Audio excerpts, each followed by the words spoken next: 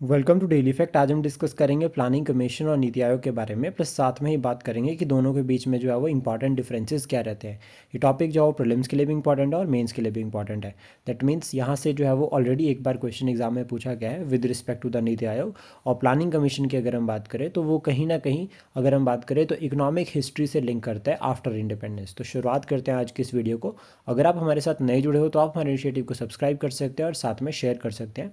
Plus check कर सकते हैं हमारे initiative regarding the mains as well as prelims, जिसमें हम जो है वो 1 ईयर के करंट अफेयर और आंसर राइटिंग दोनों कवर कर रहे हैं। तो अगर आप हमारे इनिशिएटिव्स में हमारे साथ जुड़ना चाहते हैं तो आप हमें कॉन्टैक्ट कर सकते हैं ऑन टेलीग्राम, और पूरी डिटेल्स जो है वो आपको हमारे कोर्सेज़ की टेलीग्राम पर मिल जाएगी। तो शुरुआत करते हैं आज की इस वीडियो को। तो देखो, सबसे पहले हम ना यहाँ पर क्या करेंगे, जब भी आपको मेंस में लिखने के लिए आता है तो specially in case of difference, तो हम इसको क्या कर सकते हैं, इस तरह से पूरा जो है वो एक तो है वो पैटर्न को फॉलो कर सकते हैं।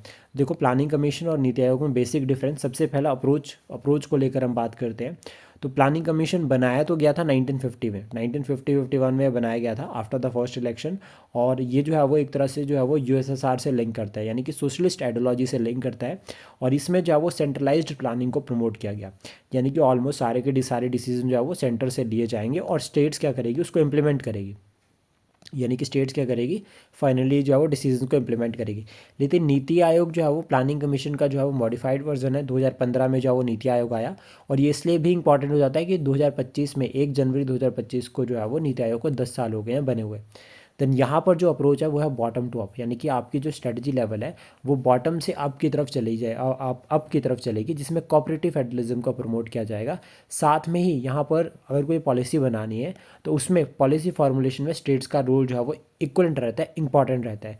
प्लस साथ में यहाँ पर डिसीजन जो मेजॉरिटी वोट के थ्रू होता है, एक पॉइंट और।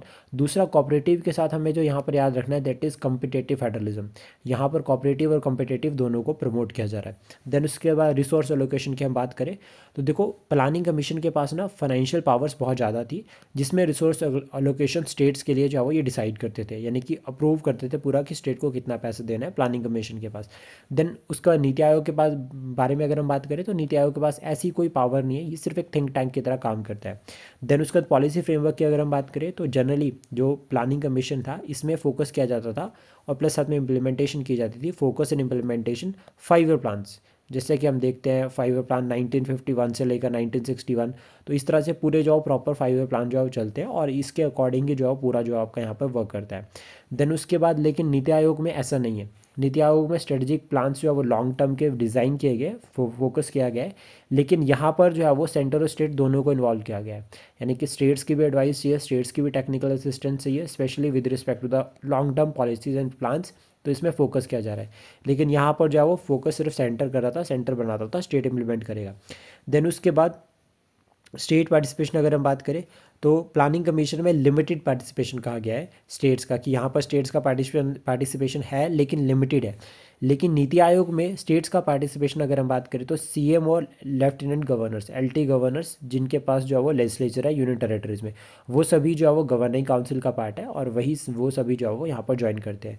देन उसके बाद नीति आयोग की अगर हम बात करें, in comparison to planning commission थोड़ा सा स्कोप जो है वो एक्सपेंशन रहता है, मतलब यहाँ पे जो है वो टैलेंट एक्स्ट्रा जो पीएम अपॉइंट करता है पर्सनैलिटीज़ को, जिसमें जो है वो एक्सपीरियंस वाले लोगों को जो है वो यहाँ पर इंक्लूड किया जाता है with respect to the economy और political development of the nation. तो ऑलमोस्ट क्या हम ये कह सकते हैं कि नीति आयोग जो है मॉडर्नाइज वर्जन है प्लानिंग कमीशन का। और प्लानिंग कमीशन जो है वो अगर वो एक तरह से जो है वो कंसेप्ट लिंक करता है जिसमें स्ट्रॉन्ग सेंट्रलाइजेशन, तो वहीं नीति आयोग जो है वो डिसेंट्रलाइज्ड कोऑपरेटिव फेडरलिज्म को प्रमोट करता है। तो इस तरह से हम इसको को लिंक कर सकते हैं। प्लस सिमिलैरिटीज़ की हम बात करें तो दोनों को जो चेयर करते थे वो प्राइम मिनिस्टर करते हैं, पहला पॉइंट हो गया। सेकंड पॉइंट उसके बाद ये हो गया कि सिर्फ थिंक टैंक है, जो रिकमेंडेशंस होगी वो सरकार के ऊपर बाइंडिंग नहीं होगी, पहला पॉइंट।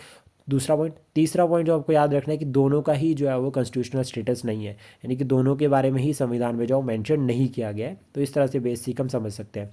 आई होप जो इन्फॉर्मेशन हमने डिस्कस की है आपको एग्जाम के लिए हेल्प करेगी। Thank you, please support, share and subscribe daily fact.